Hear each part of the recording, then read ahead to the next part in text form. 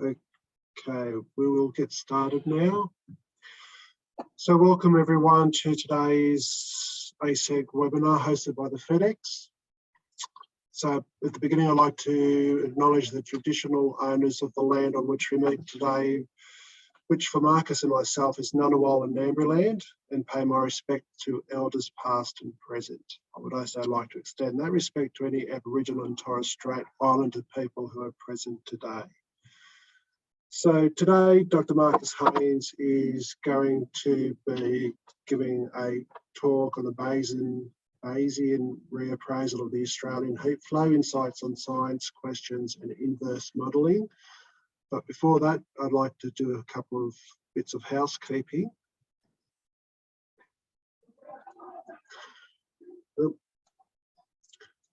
Firstly, to thank our corporate sponsors. They put a lot of money and effort into helping us and our science programs as well, without which we wouldn't be able to do what we do and support everyone. And also to our branch sponsors for all the various branches. And also for the ACT branch, I'd like to thank Geoscience Australia, who allows us to use their building when we participate in these talks and give presentations. A little bit of etiquette from me. If you have any questions, please put them into the Q&A box, and then we'll get to them at the end of the presentation. And it's also possible, if we've got time, we can also have a verbal discussion.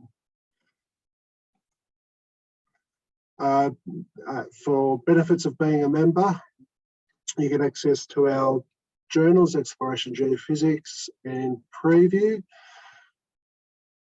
You also have regular events such as this talk and others, either from the branch or the FedEx. And for students, it's free memberships. And if you're retired, it's also half price. And for recent graduates, it's half price as well, although there are conditions of that. So do, if you have questions, contact us and we can help you. And to keep in touch, we've got various social media that you can see here.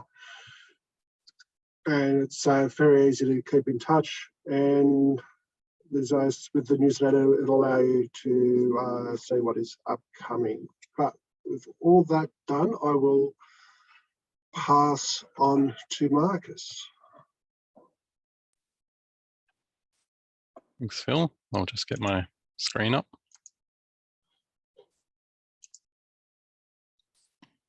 Trust that's come through. Yep. All right.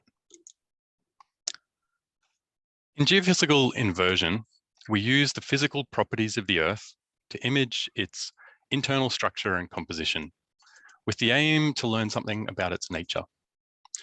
And the inverse technique involves constructing candidate Earth models and then comparing these to observed data. Now, on the face of it, that's relatively straightforward, but one of the central questions of my PhD research was, what does it mean to say that a model of surface heat flow is reasonable with respect to the data? So what I'm presenting today was a PhD undertaken at the Australian National University. And there's a number of acknowledgements I want to make, and I want to make those up front. First of all, I want to echo Phil's acknowledgement of the traditional owners and custodians of country throughout Australia. Acknowledge their continuing connection to land, waters, and community, and pay my respects to the people, the cultures, and elders, past and present. I want to acknowledge the financial support of Geoscience Australia through the Geoscience Australia Study Scholarship.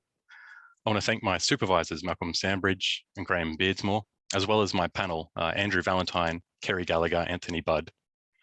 There are a number of very supportive managers and mentors at Geoscience Australia, Carol Zanoda, Mariod Bernardo, Marina Costello, and there are a number of people who weren't strictly associated with my project, but provided support nevertheless. So thanks to Frank Horowitz, Rhys Hawkins, Derek Hastrock, Ed Gerner, as well as my examiners for their insight and constructive critiques.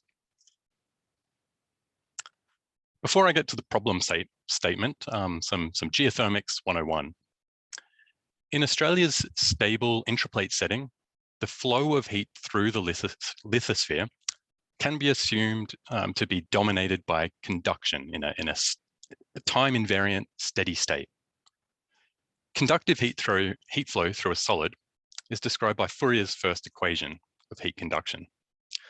Now, the lithosphere isn't a passive actor in this system. It generates heat through the radioactive decay of unstable elements.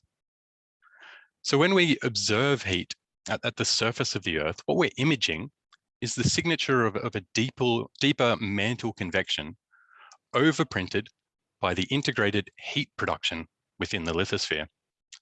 Now, the colored labels on these equations annotate some of the different aspects of the equations and highlight the characteristics of the crust that geothermal data is sensitive to. And yet we don't see geothermal data used as a tool for imaging the Earth. Why is that? Here, it's worth briefly commenting on how we collect heat flow data. Unlike most other geophysical signals, heat flow cannot directly be measured. Rather, we require temperature and thermal conductivity measurements collected in boreholes.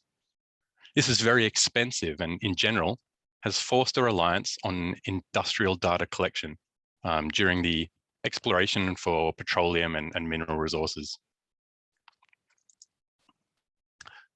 When boreholes are drilled, mud is circulated to help lubricate the drill bit. However, the introduction of these fluids cools the wellbore, and we need to wait weeks or months for the temperature field to re-equilibrate.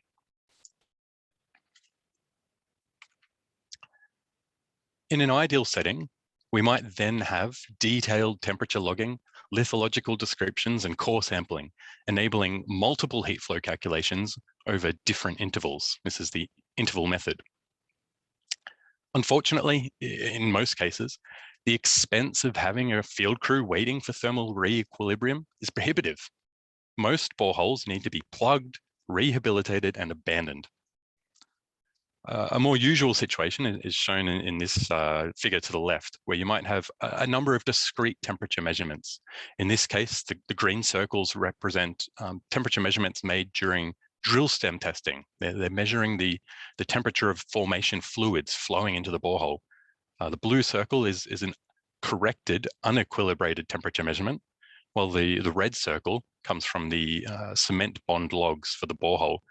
And you can try and combine these different observations together, again, with information of thermal conductivity where available, to come up with a heat flow determination. And there are a number of other methods as well. In the marine environment, there's the needle probe, which gets put into soft sediments. There are cases where heat flow determinations have been made on corrected or uncorrected, unequilibrated temperature measurements. And there are many instances where the method is unknown. We've lost the metadata to even know how the heat flow was determined in the first instance. Data over the Australian continent is sparse and unevenly distributed. Heat flow determinations are shown here in black, with subsurface temperature data shown in red. The reliance on industrial exploration is evident through the discrete clustering of the data that tend to focus on sedimentary basins, and those in particular with hydrocarbon potential. To give you a sense of the challenge here of understanding the heat flow through the Australian continent, it's worth noting that the equations governing conductive heat flow are the same as those used for other geophysical systems, and ones for which we do have good national coverages. Take, for instance, gravity. The same basic equations. The density of common rocks varies by about plus or minus 50%. And those variations, when applied to the fabric of the Australian continent, produce the map on the left. Similar to magnetics, but with magnetic susceptibility varying over 3 or 4 orders of magnitude, we have much higher frequency image. heat production of rocks varies over about 2 to 3 orders of magnitude. So we should expect similar textural features for surface heat flow. And here's really the central problem. We've got a handful of data points of variable quality, and we'd like to infer the longer wavelength nature of heat flow when we might already expect that the frequency content, the texture, goes beyond that which should be resolvable by the data. The first attempt to characterize Australia's heat flow goes back to Sass and Lackenbroek in 1979, who divided the continent into the 3 broad zones indicated by those sort of lilac lines, the relatively cool Archean in the west, through the Proterozoic to the relatively high heat flow through the Proterozoic into the more average Phanerozoic. Since then, there have been a range of previous attempts to infer the Australian surface heat flow field, and a selection are shown here. It's worth mentioning that the 2 in the middle, B and C, are extracts taken from broader global compilations. So there is a difference in the scale and the questions that are being posed. But nevertheless, in A on the left, we have an unpublished grid by Hot Dry Rocks Proprietary Limited, which merges heat flow, temperature, and thermal conductivity together. And on the right, in D, we have a tension in spline interpolation of the available surface heat flow data in 2016. So we've got multiple interpretations, and I guess the question is, well, which is more reasonable given the data? These are all built from the available data set. And we can see that while there are broad features of agreement, there's still quite a lot of disagreement. And if you're trying to estimate the heat flow at a certain location, there's a fair bit of uncertainty based on these interpretations. And this kind of leads to the science questions that I was tackling in my PhD research. First of all, I wanted to look at geothermal data in isolation, because if we can't understand geophysical inversion and inference for geothermal data in isolation, then we can't really hope to then go on to the follow-on steps of using that within joint inversions.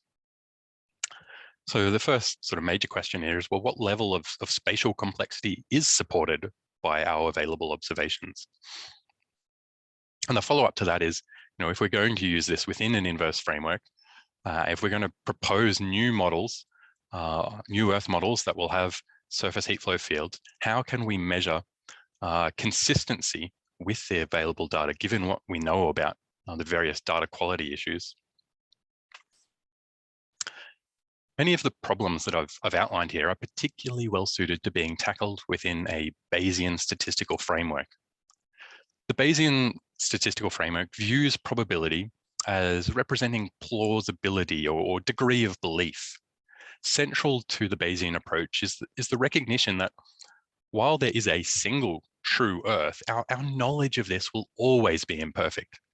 And our imperfect knowledge can be represented by probability functions over values of some Earth model M. And central to the Bayesian method is Bayes' theorem, which tells us how to calculate the posterior.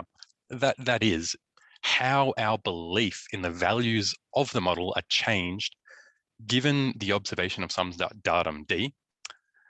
And we can see that this is a calculation involving the likelihood, the prior, and the evidence. Now, in practice, it's common to assume that the evidence is constant, and given this, to focus on this proportional statement instead, and that's what I'm going to do here today. So the posterior is really proportional to the prior, our existing belief in the values of the model, updated by the likelihood that such a model could have generated the observed datum.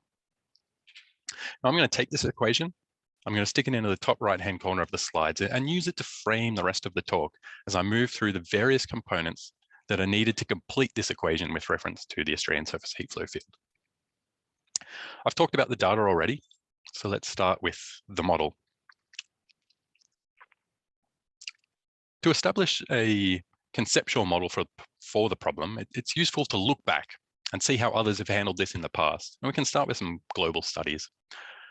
Early studies in the mid-1960s used low spherical harmonic representations to interpolate between very sparse data. Back then, our understanding of the heat flow was fledgling. 30 years later, Pollack et al. Were the beneficiaries of a huge increase in the volume of data. But they also supplemented this with empirical predictors to extrapolate continental heat flow values based on the age of the last major tectonothermal event. Nevertheless, the influence of the mid-ocean ridges really dominates the predicted trends here. Another 20 years later, and we have an example of one of a number of more recent global predictions. Here, Gutob et al.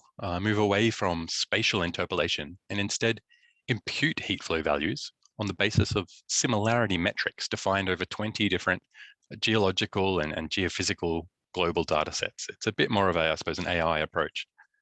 And the real advance here is not driven by the availability of significantly more data, but by the framing of the problem. Through modeling the problem, Gutob et al. Place geological meaning on the interpretation. Their pseudo-classification of geodynamic setting is certainly an interesting concept. But as we've already seen, this was one of the models of Australia I showed earlier, at the local scale, the results are a bit patchy.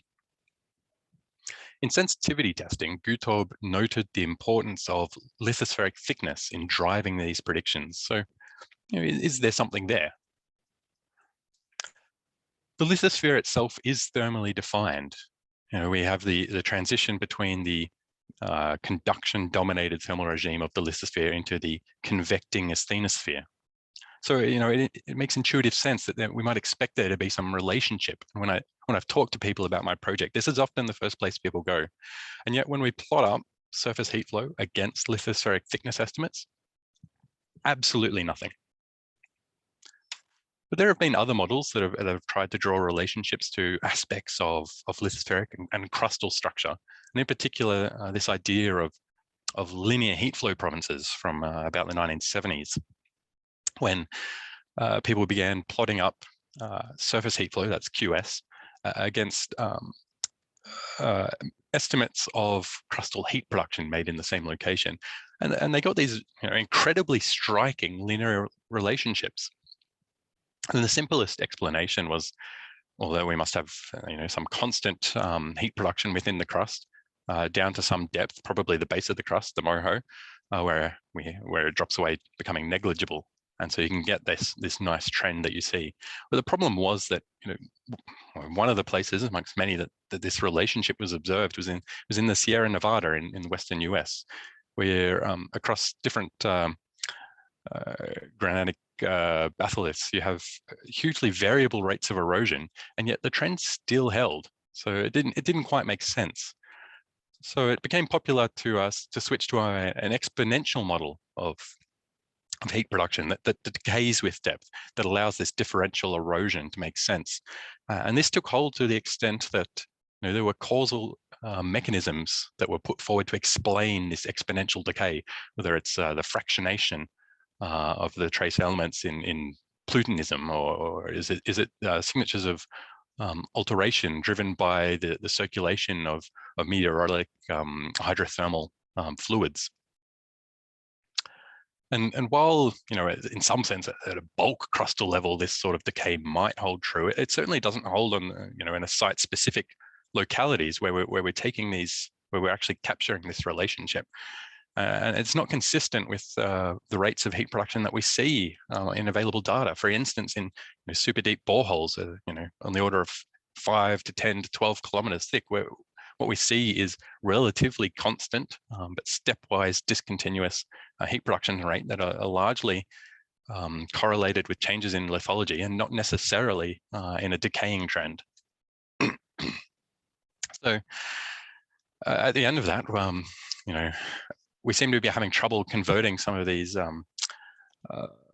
aspects of lithospheric structure into a conceptual model that can help inform our modeling. So in situations like this, it's useful to go back to the physical basis. So I start by, I suppose, assuming a really simple crustal model with a homogeneous and isotropic conductivity structure. This allows us to apply potential field methods to approximate the behavior of heat flowing through the system. So suppose our system has a basal heat input, an internal heat source, and a fixed surface temperature. Under our assumptions, we can use the principle of superposition to decompose the system into a sum of simpler constituent systems.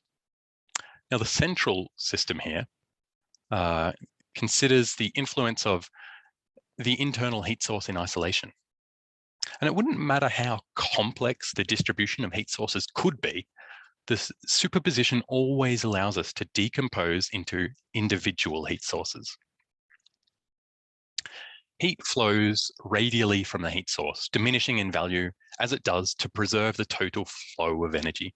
The same volume of energy leaves the system as is generated.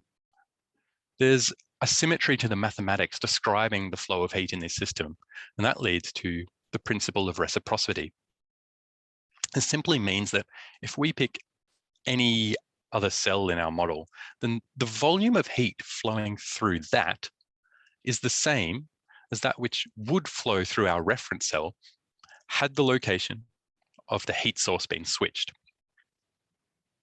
So while our model describes steady state flow of heat from an isolated heat source, it also describes the relative contribution that a uniform heat production field would make to the total heat flowing through our reference cell.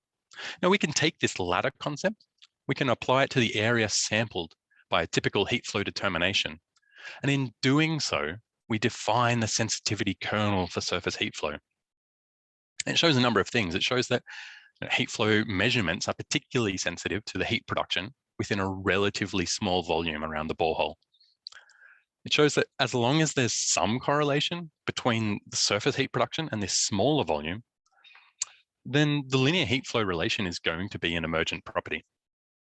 And it shows that even distinct changes in heat production, when they occur at depth, they're going to be strongly attenuated and difficult to resolve. But these features, they also present an opportunity. From the sensitivity kernel, it becomes apparent that some form of spatial function might provide a solid basis for interpolating the background heat flow, so long as we can account for shallow crustal heat production. So this leads to the conceptual model of the crust that I've adopted in my research, essentially a 1D model that we apply in a grid across the continent. In this case, we decompose surface heat flow, that's QS, into constituent source components. There's QK, that component of the heat flow that is being produced from heat production within sediments. QC is that component produced within the crystalline basement. And QR is that smoothly varying background or reduced heat flow. There's a couple of things to note about this model parameterization. First of all, in order to know or to model QS, we need to then have an estimate of the contribution from the crystalline basement. Now that can be incredibly difficult where we have thick cover and the composition of the basement needs to be determined in the first place. And it's also not really tractable when we're applying this at the national scale, given the volume of data we've got.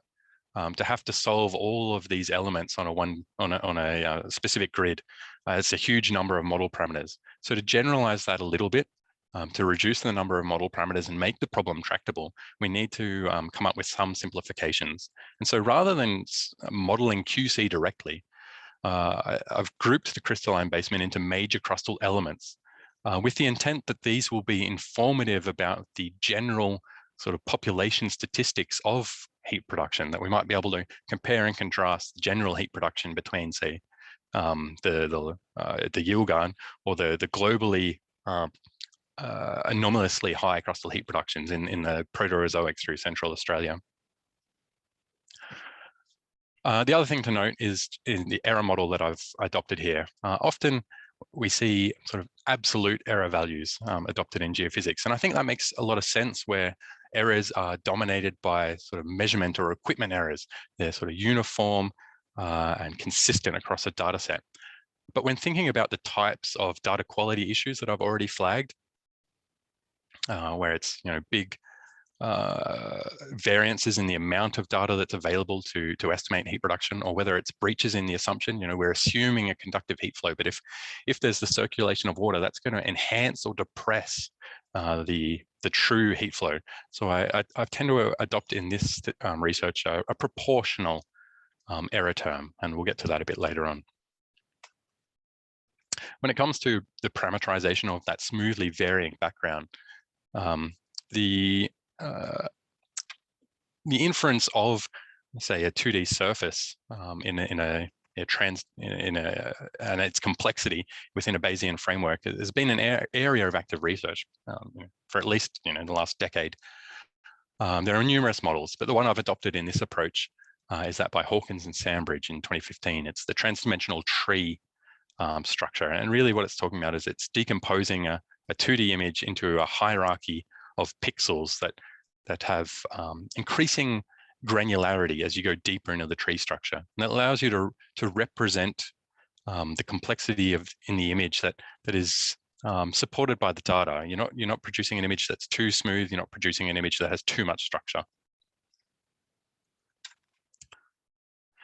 So with all of that, we've established the parameterization, the model. We move now on to the prior. And this is where we define our existing state of knowledge with respect to the components of the model. And so for a starter, we can take that there are a number of things that we know about our model. As I said, we're breaking it up into major crustal elements, and these are shown on the map on the left. We also know, or at least have reasonable models of sedimentary thickness across the continent. So I've adopted the ASEG-based model from FrogTech Geoscience in 2006. And you can see these plotted with fairly coarse resolution. This is matching the resolution of the model that I've adopted in my research. And these sediments can be broken up into their constituent sedimentary basins. That gives us some of the things we know, and then we just need to start putting prior bounds on aspects of the model that we're a little bit more uncertain about. So I've talked about the fact that there are different ways of collecting heat flow determinations, and each of these come with their own uncertainties, their own errors, their own noise. So I've gone through the Australian heat flow dataset, and based on the available metadata, being able to categorize each determination according to those fundamental methods. And for each of these methods, I've proposed a subjective distribution to describe my belief in the quality of those measurements. And while that is subjective, this is also something that we can solve in the inverse process. So it's really a starting point. And as we go through the inversion, the data will dictate the level of noise that is apparent according to the relationship with the model. An important aspect of this inversion is the ability to define the reasonable bounds on the crustal heat production, because that's going to be quite informative to the interpolation of the background signal. So I'm going to spend a couple of slides going through the process that I use for constructing distributions on the basis of global whole rock geochemistry data. Previous studies have demonstrated the ability to do this, and I'm showing here a data set that was put together by, or compiled and used by Derek Hasterrock, and which I've also used in my research. Following Hasterrock, the data are standardized and normalized to a suite of 13 major oxides. After this, I've used machine learning to impute any missing uranium and thorium concentrations.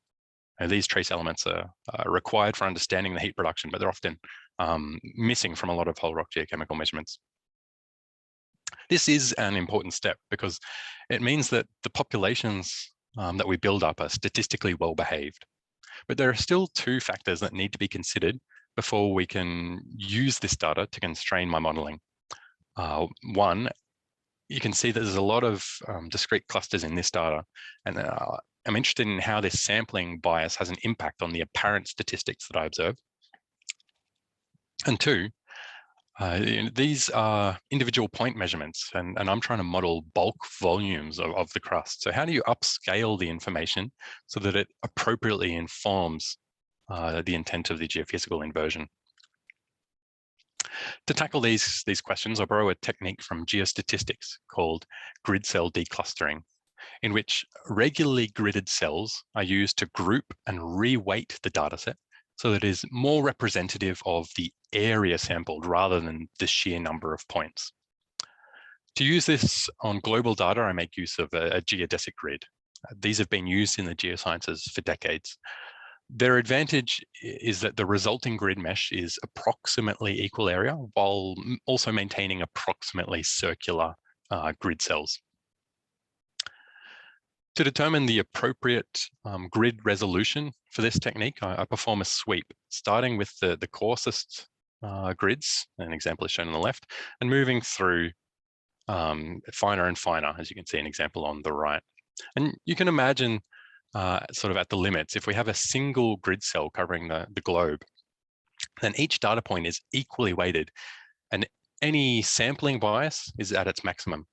And if we move to the other extreme, where the grid cell is infinitesimal, then again, each point is equally weighted and the sampling bias is at its maximum. But there's a sweet spot between those two end members where the clustering according to grid cells is going to maximally remove that sampling bias.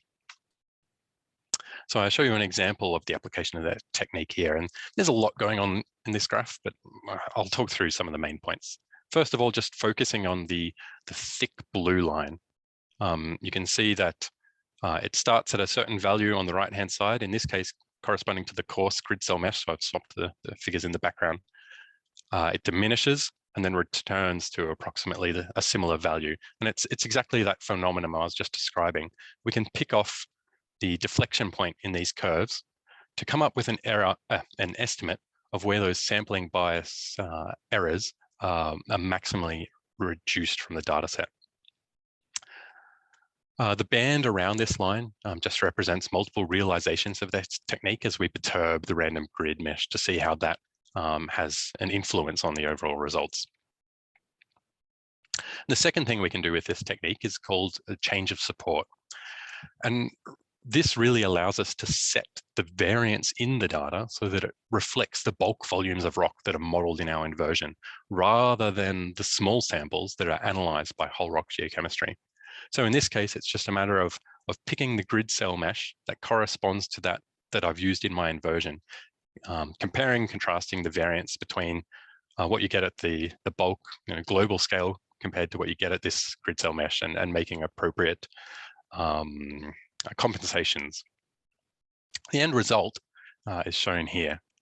We repeat this process for different lithologies, and we get a number of different sort of resulting prior distributions on the overall heat production classified by lithology. The dotted lines show the distributions as you would get them from the raw data coming out of those global data sets, and the solid lines are the ones that have had their sample bias removed and had the variance structured appropriately for my inversion. And it shows that there's a lot of information that we can squeeze out of the data by going to that extra effort. And that's really going to help constrain what's happening within that heat flow sensitivity kernel, particularly given some of the data quality issues I've talked about. We might expect that these priors could be quite informative to our modeling. And potentially this is a technique that might be of interest to other geophysical applications and models as well, broader than just heat flow and heat production. Finally, we move to the last piece of the puzzle, the likelihood. This is the engine room of Bayesian inference, and it dictates how we translate our data into information about our model parameters. So I'm going to step through a few simplified equations that demonstrate the nuances of how I've deployed that here. So start by considering our noise term, epsilon. You can see I've plotted a normal Gaussian distribution. But I've already mentioned that for this inference framework, I'm adopting a proportional noise model. So it's not an absolute distribution, it's more of a scaled distribution. When we apply the noise term to our data, what we're doing is we're shifting the central location. But we're also broadening its width. And as that width broadens, in order to conserve probability, the probability density has to come down. And that's the role of this coefficient out the front of the scaled distribution.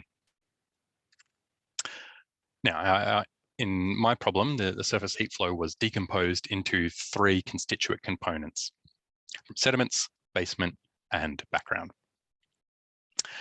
But the analytical form of the scaled distribution still holds. And this is great because in theory, our likelihood is then given by a simple expression involving a Gaussian probability function. The kicker is that as I described earlier, our model doesn't actually give us QC. It doesn't give us that component of the heat that was sourced by the crystalline basement. It's just not tractable to solve that across the continent. What we can calculate is the probability that a datum could occur given the model and given a value of heat coming from the crystalline basement. We can calculate this red term. What our model also allows us to calculate is the probability over possible values of QC, of the heat being produced in the crystalline basement. So this basement heat flow component is a real nuisance in our overall likelihood calculation. But fortunately, we can adopt a technique called marginalization. This really allows us to remove such nuisance parameters from our model by integrating over them. Essentially, we don't so much as solve for the values, but we solve for our model by considering all possible values of QC weighted by the likelihood that those values would have been observed in the first place. So that completes our equation. And we can now begin to examine the resulting posterior predictions. On the left, I show the mean surface heat flow predicted by my probabilistic inversion. And on the right, for juxtaposition, I have the previous surface heat flow grids. What's immediately obvious is that I lose the nodal structure of the previous grids. And my model finds it difficult to support extreme high heat flow values, which tend to be observed in relatively isolated boreholes. I predict a westward shift of the Central Australian heat flow anomaly, which associates it more strongly with the Proterozoic crustal elements in Central Australia. I see a broad north-south trending trough that extends from Queensland southward, narrowing towards the Otway Basin in Victoria. My results do show some higher frequency structure. And I'd say in contrast to previous models, I see trends that are more representative of mapped geological structure rather than data nodal control. So for instance, there's high heat flow associated with thick sediments of the Perth Basin in Western Australia, where convective aquifer flows would enhance crustal heat transport. By comparison, the Halls Creek region has low crustal radiogenic heat production from mafic and ultramafic intrusions. And here it's defined by low surface heat flow. And we also get a ridge of higher heat flow that extends along the southeast coast, coincident with topographic highs, but also interrupted by relative lows associated with the coal-bearing or low thermal conductivity, Clarence Morton and Sydney basins. The primary benefit of my approach versus previous studies is in being able to quantify and visualize the uncertainties in the inferred heat flow trends. These demonstrate the relative constraints that we have on our understanding of heat flow and how this varies across Australia.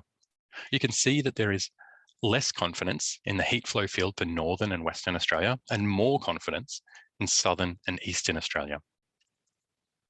Furthermore, the plotting of the raw misfit values for these reconstructions highlights that I can calculate the degree with which a model of surface heat flow is consistent with observed data, directly addressing the research question outlined at the beginning of the presentation.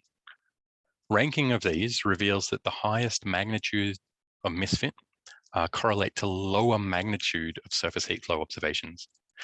This behavior emerges as an implication of adopting a proportional noise model, with heat flow determinations of lower magnitude having implicitly greater information content. At this stage, I don't believe that these offer insights into underlying processes like heat refraction, recent volcanism, or groundwater flow, for instance. But they could be useful in prioritizing a review of the data set, such as for the Global Heat Flow Data Assessment Project, which is currently underway under the International Heat Flow Commission. Beyond misfit, the probabilistic approach also allows us to examine complex behaviors in the posterior. Of particular note, a profile through the ensemble of the reduced heat flow shows bimodal probability in the QR surface, the reduced heat flow, across a relatively high heat flow region in Western Australia, from about 110 to 120 degrees longitude. The constraints, sorry, the bimodality reflects that the inversion cannot strongly differentiate between two candidate Earth models within the constraints provided by the available data. While we might expect such a situation to occur perhaps in an area of sparse sampling, the North Perth Basin represents an area of dense but conflicted heat flow determinations. There are some data points, and I think I measured only 4 kilometers apart, that report variances in their estimates of surface heat flow of 60 milliwatts per meter squared. That is the average value for continental crust. So really what we're seeing is that our model is showing we cannot simultaneously satisfy these different data constraints. There is something going on with the data. Now that we have a new heat flow model, we can revisit those relationships with lithospheric structure. Given the relative partitioning of radiogenic elements into the crust, we may expect a correlation with moho thickness and heat flow. However, such a relationship is not generally observed, but after application of my inversion framework, a very weak positive linear correlation with the background heat flow and crustal thickness. And this is particularly characterized by a reduction in the overall noise around this relationship. But the weakness of this relationship at the national scale is perhaps masking stronger regional trends, which you can see by the color coding of these points by their longitude. The positive relationship is strongest for these mid-colored values in Central Australia, with its anomalously high crustal heat production. Similarly for lithospheric thickness, we've already established that there is no relationship with surface heat flow, but for my model of reduced heat flow, we see the emergence again of regional trends, and particularly the decline of heat flow with that older, thicker lithosphere in the west. So to conclude on the scientific aspects of the project, from going back to the physical basis for our modeling, we can define the heat flow sensitivity kernel, which really enables the framework that I've presented here today. It was based on a simple crustal structure, and changes in the thermal conductivity will warp this, but the solution is more general than that. Application of techniques from geostatistics, such as change of support, allow us to upscale available sample measurements so that the spatial variability is appropriate to the length scales that we've adopted in the geophysical modeling. The models that I've shown constrain a long wavelength reduced heat flow component of the Australian heat flow field to within about sort of 5 to 25 milliwatts per meter squared. By accounting for the various data quality issues, we actually, I would argue, we do start to see these emergent relationships with aspects of lithospheric structure. And I note that the model is entirely unaware of those structures. The model knows nothing about moho, it knows nothing about the thickness of the LAB, and yet we're seeing these relationships possibly emerging. And in some sense, I feel like these are I feel like these are the first tentative steps into an attempt to frame heat flow within the constraint, or within the framework of geophysical inversion. I think some of the primary sort of relevance of this work, the impact of the work, is really just in establishing the basis for inference in the first place, coming up with the language that allows us to do that for the geothermal data in isolation. Because by doing that, then we can build confidence in future projects that might want to integrate this as part of joint inversion. But I didn't really want to leave things there. I know that heat flow can be a little bit of a niche field at times. So I thought it might be useful to share just 3 more general thoughts on the topic of probabilistic inverse problems, in the hope that these might have some broader relevance. The first is I suppose, a technical reflection. When we're looking at misfit, we often assume a normal distribution, and the analytical expression is shown here.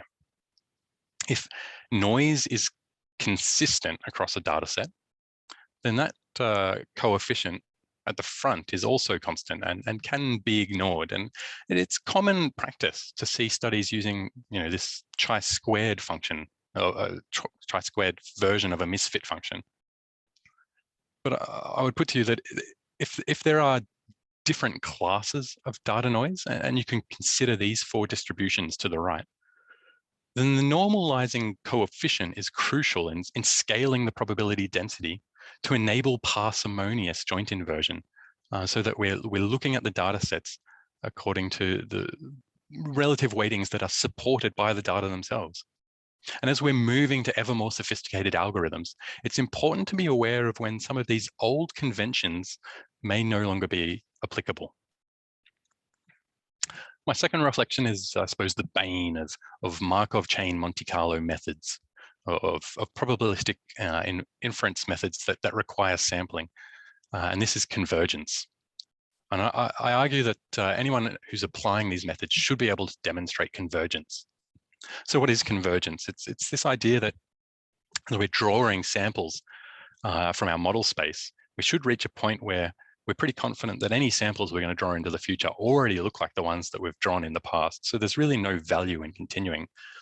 But if you can't demonstrate that, if you know that the samples you're drawing in the future are different to the ones you've drawn in the past, then you're still exploring the model space. You can't draw robust inferences. So it's a necessary condition, but it's not sufficient. It's impossible to prove convergence. And this latter sort of problem often means that it's overlooked, that people don't really talk about it when they're proposing probabilistic models.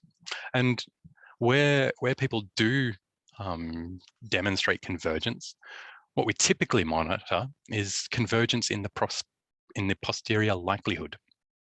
And I guess I question, is that fair? Ultimately, it comes down to the questions that you're asking and how your model provides answers to those questions. I got into the practice in my PhD research of running convergence monitoring on all parameters in my model. And that's tricky in trans-dimensional problems where some parameters can spontaneously appear and disappear. But in those instances, I tended to look at convergence on marginalized posterior predictions, like the total number of dimensions in the problem rather than the values themselves. And what I found was that the posterior probability is one of the fastest things to converge. It really shows us that, if you're in any problem worth sampling, there's going to be strong trade-offs, and you're just getting to the point where those trade-offs get interesting. One of the last things to converge in my models was the total number of dimensions. So if I'd pulled these early, the posterior ensemble, the collection of models, would have looked more simple. They would have had less complexity than is genuinely supported by the data.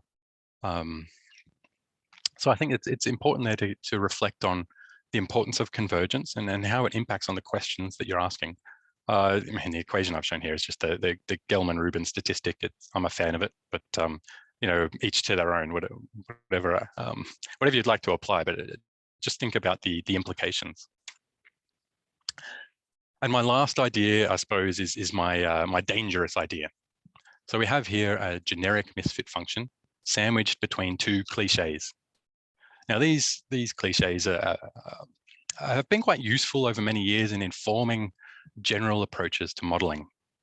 But as cliches are, they're in some sense, they're designed to short circuit our thinking and to prevent critical appraisal. So we have this first one, rubbish in, rubbish out. And what does that really mean? When most people use this term from the way I interpret it, what we're talking about is the quality of the data. If we don't have quality data, then we can't draw quality inference. And I guess the first thing I would put to you is that in some sense, that is a hangover of deterministic modeling, where you have to accept data on face value. I mean, it's true, if the data is genuinely rubbish, then there's not a lot you can do with it. But I hope that I've shown through the research I presented today that even lower quality data can be useful in driving inference, so long as the likelihood captures that relationship between the data and the model parameters, then the influence is only ever going to be proportional.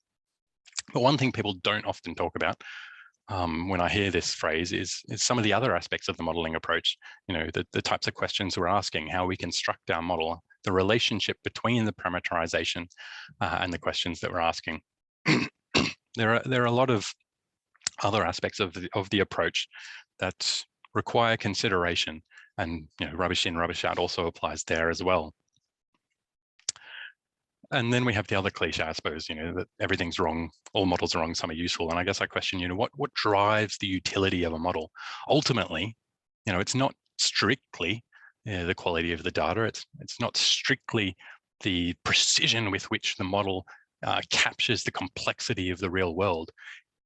It depends on what the question is and how well the construction of the model answers those questions. So I suppose to push this dangerous idea to its dangerous conclusion, I'd say that physical realism isn't the only basis for modeling. Sometimes we're constrained by our own conventions, and if a problem seems impossible, if you're having a lot of trouble with a problem, sometimes it can be difficult. But trying to find a new perspective, framing the problem, posing a different question, can really be beneficial. Sometimes finding that different perspective, it might change a problem from being impossible to being tractable, and it may lead to better answers to important questions. And that's where I'll end it today. Thank you. Thank you, Marcus. I do have a question here from Graham Beardsmore. So great talk, Marcus. Have you released your maps of surface heat flow and uncertainty into the public domain? Thank you for the question, and hi, Graham. I was actually expecting this question. I know Graham's very keen for me to publish these results. It's something I would love to do. It's sort of the first of the next steps for this sort of project. It's just it's a challenge. I suppose working full time and having a young family, I'm beginning to get to the realization that it will be a monumental effort if I can get some of this work published. But I'm very keen to do it, and I'm going to do my best. I should say that the thesis is certainly available, and all of the results are available there. I can point people to that if it's of use.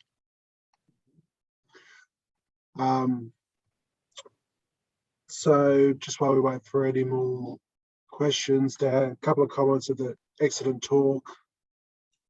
Thank you very much. But you've talked about the difficulties of continuing this work.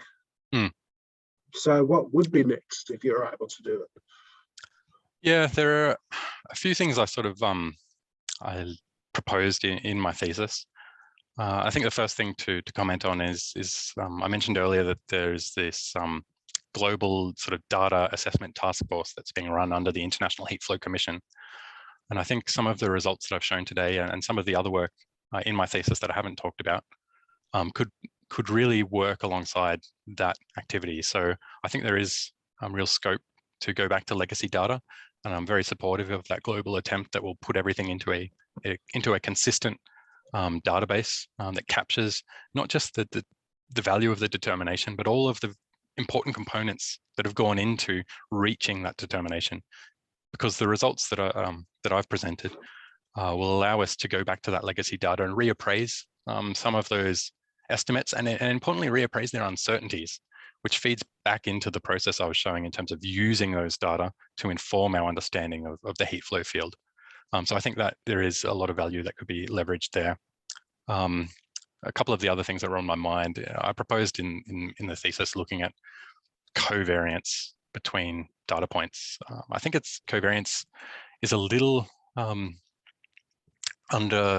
maybe not underappreciated, but underapplied from my experiences in geophysics. But it's really difficult. You know, I'm thinking of, you know, you might have multiple heat flow determinations that are all made in a single survey. They're made by the same people using the same techniques and they're introducing the same errors.